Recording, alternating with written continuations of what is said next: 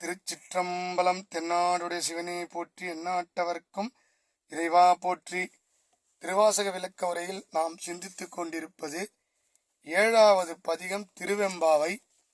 இது மார்கழி மாதத்திலே திருப்பாவை வைணவத்திலே ஆண்டாள் நாச்சியார் இயற்றியது போல சைவர்களுக்கு இந்த ஆன்மாக்கள் உயிரும் பொருட்டு இந்த ஆன்மாக்களை பெண்ணாக பாவித்து, தன்னையும் பெண்ணாக பாவித்து தோழிக்கு உரைப்பது போல் ஒவ்வொரு பாடலும் அமைந்திருக்கும் திருவாசகத்துல. இந்த திருவெம்பாவையில 7வது பதிகம். அவர் இறைவனை பதி, ஆன்மாக்கள் எல்லாம் பசு. சைவ சித்தாந்தத்துல பசுபதி, பசுபதி பாசம்னு இருக்கு. அது பெரிய விளக்கம்.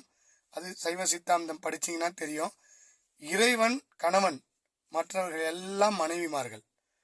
ஆன்மாக்கள் அனைத்துமே காதலி, இறைவன் காதலன். இப்படி வழிபட்டவர் தான் மாணிக்கவாசக பெருமான்.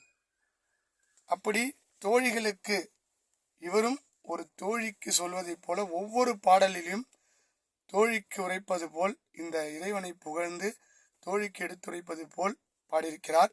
தன்னை பெண்ணாக பாவித்து தோழிக்கு கூறுவது போல் ஒரு பாடலும் வரும். நான் முன்னுரையிலே சொன்னேன் நேற்றைய பாடலிலே. அதனைத் தொடர்ந்து ஆதியும் அந்தமும் இல்லா அருட்பெரும் ஜோதியை நான் பாட கேட்டேயோ வாய்த்தடங்கள். இந்த இறைவன், தொடக்கமும் முடிவும் இல்லாத இறைவனை, அருட்பெரும் ஜோதியை பாடும்போது கேட்காம தூங்கி நிற்கிறியே, உன் செவி என்ன செவிடா? இந்த இறைவன் திருவடி சேராமல், இந்த ஒளியெல்லாம் கேட்காமல் வீதிவாய் கேட்டலுமே.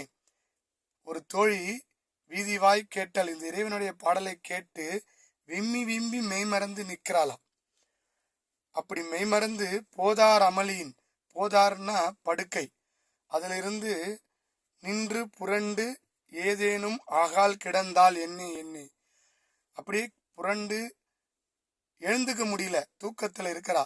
அப்படியே புரண்டு விழுந்துட்டாளாம். கீழே மெத்தையில இருந்து விழுந்துட்டாள். ஆகால் கிடந்தால் என்னே தோழி பரிசேலோர் எம்பாவாய். இந்த இறைவனை பாடாம இப்படி தூங்குறியே, நியாயமா?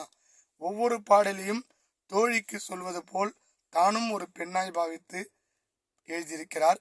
தொடர்ந்து சிந்திப்போம். திருச்சிற்றம்பலம்.